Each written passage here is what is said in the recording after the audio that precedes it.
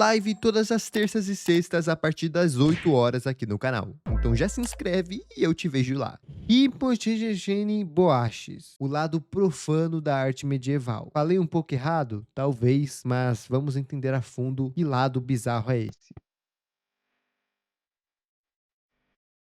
A era medieval já é bizarra por si só, né? Na transição entre o século XV e XVI, a arte cristã costumava provocar medo e inquietação por razões teológicas e sociais muito específicas. Enquanto Michelangelo decorava a Capela Sistina e Da Vinci finalizava a Mona Lisa, o holandês Hieronymus Bosch criava cenários infernais e oníricos povoados por criaturas grotescas e aparentemente ilógicas. Que isso, Seriam mano? essas criaturas apenas símbolos religiosos cuidadosamente planejados, alegorias sobre pecado, desejo e condenação? Ou existe algo mais profundo por trás de uma imaginação capaz de produzir cenas tão perturbadoras? Caraca, haja imaginação Ao longo mesmo, dos né? séculos, suas pinturas deram origem às mais diferentes interpretações, e quanto mais observamos seus pequenos detalhes, mais percebemos que aquilo que inicialmente parece puro caos pode esconder mensagens muito específicas sobre os medos, os desejos e as obsessões de uma sociedade inteira. Vamos analisar algumas de suas obras e entender os conceitos que esse artista único transmitia através de algumas das pinturas mais inquietantes e bizarras já produzidas. Olha isso. Eu acho que eu nunca vi uma obra dele. Como uma boa parte das obras e principalmente artistas da era renascentista, sabe-se surpreendentemente pouco sobre a vida de Hieronymus Bosch.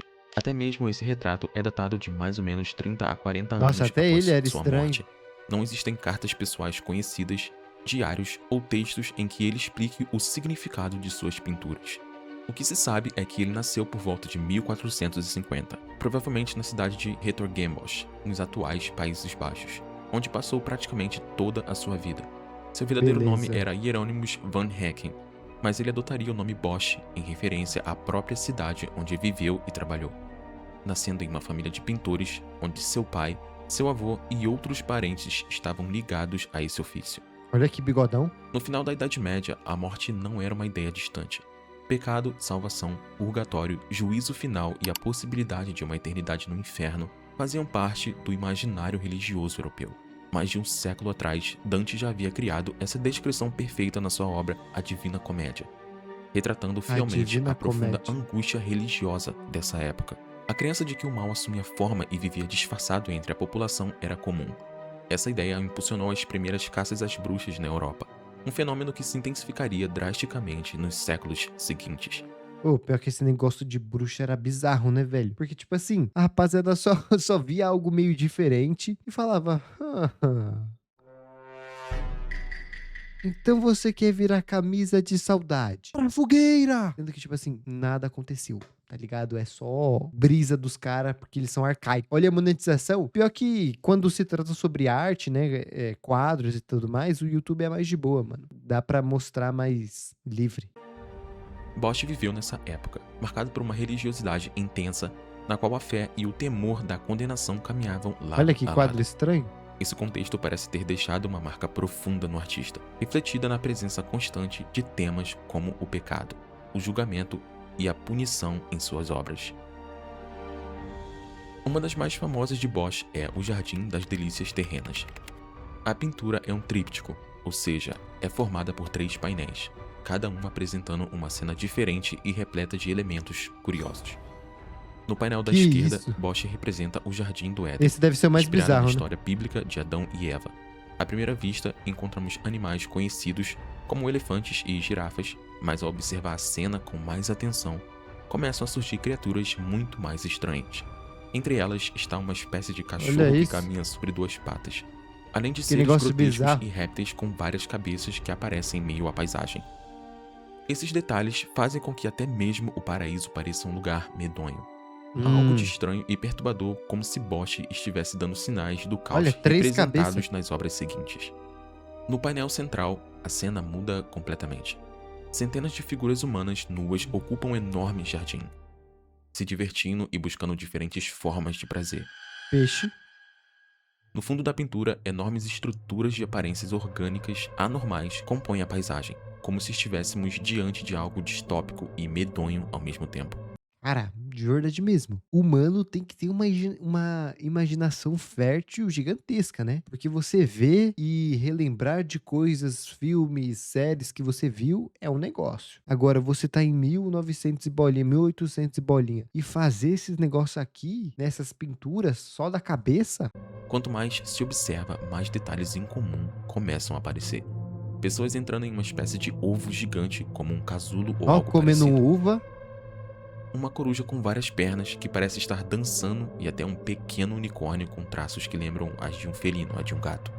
Por trás de Boludo. toda essa aparência, a interpretação habitual seria figuras que estariam completamente entregues aos prazeres, especialmente a luxúria e a gula, dois dos 7 pecados capitais. O último painel apresenta uma visão perturbadora do inferno, repleta de punições tão excêntricas quanto aterrorizantes. Na parte inferior da pintura, Isso aqui é um fucking porco com roupa de freira. Isso daqui eu nem vou falar. vemos um porco vestido com o hábito de uma freira, aparentemente tentando convencer alguém a assinar um documento, que poderia ser interpretado como um pacto com o demônio. Próximo dali, uma criatura demoníaca com aparência de pássaro Olha isso. devora suas vítimas indefesas para, em seguida, defecá-las em uma espécie de fossa logo abaixo.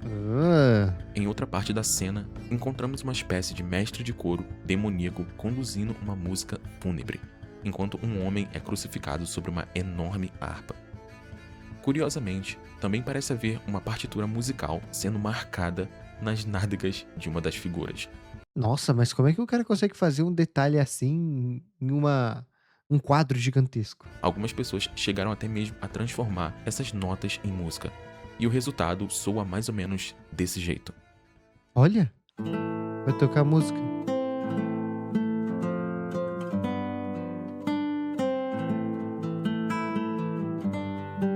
É, a música não é tão bizarra assim. Tá até animadinha. Dominando o centro da composição está o chamado Homem-Árvore, que recebeu esse nome por causa de suas pernas semelhantes a troncos. Alguns estudiosos Nojento. acreditam que o rosto dessa figura possa ser, na verdade, um Ele mesmo. autorretrato do próprio Bosch. Existem inúmeras interpretações para o Jardim das É Delícias porque a gente pensa, né? Bosch, Bosque. Tem que pensar, mano. Tem que pensar. terrenas, e praticamente cada pequena cena da obra pode carregar sua própria mensagem teológica. Seria possível passar horas tentando decifrar apenas um desses detalhes. Apesar das diferentes interpretações, existe uma ideia sobre a qual muitos parecem concordar. A obra funciona como uma advertência contra a Olha luxúria aquele coelho. e a busca desenfreada pelos prazeres físicos. Em O Tríptico do Juízo Final, novamente dividida em 3 painéis, a obra parece conduzir o espectador por uma sequência que começa com a queda do homem e termina em um mundo completamente dominado pelo inferno. No Um painel à mundo esquerda, vemos pós-apocalíptico. novamente o Jardim do Éden, com Adão e Eva cercados por uma paisagem que, à primeira vista, parece paradisíaca. Mas acima deles já acontece a primeira ruptura. Uma Anjos guerra. rebeldes são expulsos do céu e caem em direção à terra, enquanto a humanidade também caminha para sua própria queda através do pecado original. No painel Olha. central acontece o juízo final. Caraca, mano, mas olha que brisa. Aqui, rapaziada, isso aqui é pra ser Jesus, é? Jesus, isso aqui, sei lá, os apóstolos, os seguidores. E aqui tá acontecendo mó bacanal. Ou tá acontecendo uma guerra, sei lá. Cristo aparece no alto, cercado por figuras celestiais, enquanto abaixo dele praticamente todo o espaço é tomado pelo caos. Corpos humanos são perseguidos, torturados e submetidos a punições por criaturas Olha, os monstruosas. insetos. Objetos comuns assumem proporções absurdas e se transformam em instrumentos de tormento. E no painel da direita, chegamos definitivamente ao inferno. No Quer último. dizer, lá na obra, né? A paisagem se torna ainda mais escura e claustrofóbica. Ô, se bem que tá tudo parecendo um inferno, cara. Tirando o primeiro quadro. De resto, tá tudo bizarro. A paisagem se torna ainda mais escura e claustrofóbica, tomada pelo fogo, por construções destruídas e por figuras demoníacas castigando os condenados. Quase não existe mais qualquer sinal do mundo ordenado e paradisíaco apresentado no início da obra. É Ah, como se Bosch resumisse nos 3 painéis uma trajetória bastante simples e brutal. O homem recebe o paraíso, se entrega ao pecado e é julgado e finalmente enfrenta as consequências de seus atos. Certo. Pintura após pintura, Bosch cria cenas aterrorizantes, cada uma aparentemente mais absurda e incompreensível que a anterior. Cara, mas tipo assim, é muito bizarro, grotesco e absurdo, só que o humano primeiro tem que ter muita imaginação e um talento incrível, né, pra conseguir passar a imaginação dele pras telas com tanta perfeição, velho. Uma das Se grandes não fosse tão assustador assim, até dava pra colocar um quadro, né, marcas de em sua casa. obra são justamente essas criaturas grotescas e deformadas, que também aparecem em muitos dos desenhos que sobreviveram até hoje. Ó, Entre eles, 1500. inclusive, está o Homem-Árvore, figura que vimos anteriormente. Mas de onde Hieronymus Bosch tirava inspiração para imaginar criaturas e cenários tão estranhos? Hã. Existem diversas teorias. Uma das mais curiosas sugere que Bosch poderia ter sofrido alucinações intensas e assustadoras. Uma hipótese que podemos explorar é a partir de outra temática recorrente em suas obras. É, só pro cara tá Bosch demonstrava um interesse especial por Santo Antão, um alucinando monge mesmo. eremita que viveu no deserto do Egito durante o século IV. Segundo a tradição cristã, durante seu isolamento, ele teria sido constantemente atormentado e tentado por demônios. Ai, que nojeira. Em A Tentação de Santo Antão, Bosch representa justamente Ó, essas provocações. 1500. A cena possui todas as características de seu universo: criaturas híbridas, figuras monstruosas e situações completamente surreais. Entre elas, uma das criaturas mais famosas é esse demônio galinha aí, patinando no gelo. Pra mim parece mais uma galinha nazista, de um desenho do Tim Burton. É, Bosch parece produziu mesmo. outras obras relacionadas a Santo Antão, dando ao santo uma presença significativa em sua produção. E existe um detalhe curioso que, para alguns, pode ajudar a construir uma possível explicação para o imaginário tão peculiar do artista. Hã. Durante a Idade Média existia uma doença popularmente conhecida como fogo de Santo Antão.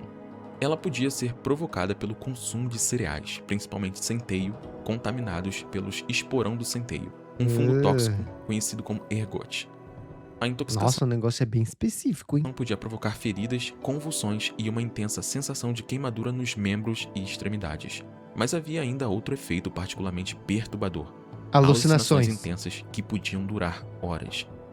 Existe a hipótese de que intoxicações desse tipo possam ter contribuído para alguns episódios históricos conhecidos como epidemias de dança, registrados na Europa medieval, nos quais grupos de pessoas dançavam de maneira aparentemente incontrolável durante horas ou até dias, chegando Caraca, imagina você tá de boa, aparecer aí no seu vilarejo de novo, né? Depois de uma viagem, e a rapaziada tá lá, só lá, dançando até morrer de fome.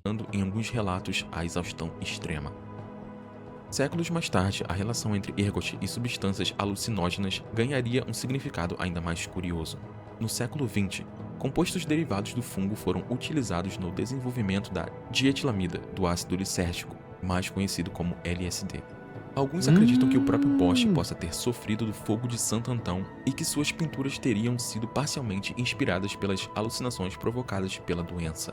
Tá aí uma explicação boa, hein? Pra ele ver tanta coisa bizarra assim. Nesse sentido, sua insistência em representar Santo Antão poderia ter um significado ainda mais pessoal, digamos assim. Pintar repetidamente o santo talvez funcionasse como uma espécie de ato de devoção ou oração, na esperança de que ele pudesse oração livrá-lo estranha, daquela hein? enfermidade e de seus efeitos devastadores. É uma teoria boa, mas o grande problema dela é que praticamente não tem como comprová-la. É, não tem prova alguma, né? Eu acho que nessa época não tem como provar Como nada, vimos velho. anteriormente, sabemos muito pouco sobre a vida de Hieronymus Bosch. Não existem evidências de que ele realmente tenha sofrido dessa doença. O mesmo vale para algumas interpretações que simplesmente descrevem Bosch como alguém insano ou atormentado pela própria mente. Não temos informações suficientes para confirmar, ou mesmo descartar completamente essas possibilidades. Mas talvez exista uma explicação muito mais concreta para a origem de suas criaturas. Bosch não foi o primeiro artista a representar demônios e monstros grotescos. Até mesmo em Michelangelo, 1400. ainda jovem, produziu uma representação de Santo Antão sendo atormentado por demônios, na qual criaturas monstruosas o erguem e atacam no ar. Na realidade, os dois artistas faziam parte de uma tradição muito mais antiga. Mano, o interessante de ver essas obras antigas é que geralmente eles não têm nenhuma referência, né? Então hoje em dia, se você fizer alguma pintura ou alguma arte, muito provavelmente você vai ser influenciado por uma obra que você já viu, um filme, uma série ou outro quadro. Agora, pô, em 1500, o cara não sabia de porcaria nenhuma. Ou ele ficava numa brisa gigantesca, né? Que eu acho que é o caso aí desse mano que acabou comendo cereais que não deveria. Ou você só tinha que ser meio biluteteia das ideias, né? Pra imaginar esses negócios. Assim, originalmente. O estranho e perturbador universo da arte cristã medieval. Ao observar manuscritos ilustrados, textos religiosos e antigos bestiários medievais, encontramos um verdadeiro catálogo de imagens bizarras, descrições aterrorizantes do inferno, animais fantásticos, criaturas híbridas e inúmeros tipos de demônios. E muitas dessas imagens Olha já isso. existiam séculos antes de Bosch. Nas margens de diversos manuscritos iluminados, Isso aí é um por gato, exemplo, não é? aparecem criaturas tão absurdas quanto aquelas encontradas em suas pinturas. Algumas delas possuem uma semelhança surpreendente com os monstros que mais tarde apareceriam em suas obras. Mas o mais grotesco dele é que o dele é muito rico em detalhes, né? Por isso, é bastante possível que Bosch tenha conhecido esse repertório visual e utilizado algumas dessas criaturas como inspiração, reinterpretando-as através de sua própria imaginação. E existe pelo menos um caso em que essa influência parece ser ainda mais evidente. A girafa que aparece em O Jardim das Delícias Terrenas, mencionada anteriormente, provavelmente foi baseada em uma ilustração encontrada em um antigo relato de viagem. Quando colocamos as duas imagens lado a lado, a É semelhança quase é idêntico. impressionante. Isso revela algo importante sobre Bosch. Por mais extraordinária que sua imaginação pareça, seu universo não surgiu do nada. Muitas das criaturas pertenciam a uma tradição visual que já existia havia séculos. Bosch simplesmente levou Interessante. esse imaginário medieval Pra alto a um nível. nível completamente novo. Muito antes de Hieronymus Bosch, artistas já representavam o inferno, demônios e criaturas monstruosas. Mas talvez possamos dizer que Bosch levou essa tradição a outro nível. O dele é bem mais Como verdadeiro bizarro. artista do seu tempo, ele partiu das antigas representações medievais e lhes deu uma nova dimensão, utilizando perspectiva, cores intensas e uma quantidade extraordinária de detalhes. Bosch transformou figuras que antes habitavam manuscritos e bestiários em mundos inteiros, dando a vida a elas através de sua própria imaginação sombria. E do mesmo jeito que a influência de artistas que vieram antes dele foi crucial para a criação dessas obras, ele mesmo serviu de base para manuscritos, cartografias e quadros que viriam após. Eu acho que, como antigamente não tinha filme de terror, a rapaziada, pra dar um sustinho, né, pra se traumatizar, eu acho que eles ficavam vendo os quadros dele. Eu acho que causa o mesmo efeito. Não tem nada concreto dizendo que isso aconteceu, mas o próprio planisfério de Urbano Monte, com diversas criaturas e um mapa extremamente peculiar, de um certo modo possa ter sido influenciados por essas artes, que afinal tem um vídeo no canal sobre ele. É claro que nem todas as suas pinturas são paisagens infernais povoadas por demônios. Assim como outros artistas de sua época, Bosch também produziu obras sobre a vida de Cristo, episódios bíblicos e cenas aparentemente comuns. Mas mesmo nesses temas mais convencionais, quase sempre existe algum detalhe estranho escondido pela composição. Uma criatura, uma figura incomum ou algum pequeno elemento que parece pertencer apenas ao seu universo. Botando o dedo Talvez na boca. seja justamente isso que torne tão frustrante sabermos tão pouco sobre quem Hieronymus Bosch realmente foi. Tudo que nos resta é uma espécie de sombra do homem preservada através de suas pinturas. E por meio delas, podemos perceber alguém com uma imaginação extremamente fértil e perturbadora, profundamente interessado em questões relacionadas à religião, à moralidade, ao pecado e ao destino da humanidade. Bosch morreu em 1516, mas aquele universo não desapareceu com ele. A geração seguinte de artistas dos Países Baixos continuaria Olha aí, explorando ó. imagens e ideias claramente influenciadas por sua obra. Séculos mais tarde, seu trabalho seria observado sob uma perspectiva completamente diferente. Artistas e estudiosos passaram a enxergar Bosch quase como um precursor distante do surrealismo, alguém que, muito antes do surgimento do movimento, já construía imagens aparentemente impossíveis e mundos que parecem nascer diretamente da imaginação. Mas talvez seja exatamente essa mistura entre o familiar e o incompreensível que explique por que suas pinturas continuam tão fascinantes depois de mais de 5 séculos. Caraca, eu acho que o mais bizarro dele é que, tipo, não tem como saber como ele chegou, né, nessas criaturas. Eu acho que realmente o negócio mais plausível é ele já ter visto algumas obras há 100, que já foram feitas há 100, 200 anos atrás, tipo aquela girafa que é praticamente idêntica, ou outras criaturas, e ele só foi replicando e fazendo mais bizarro ainda. Só que, mano, tem alguns negócios ali que ele fez que tem que ter uma imaginação meio biloteteia das ideias. Eu acho que é por isso que a rapaziada acredita que ele ficou sob o efeito aí de algumas paradinhas, mesmo ele não querendo.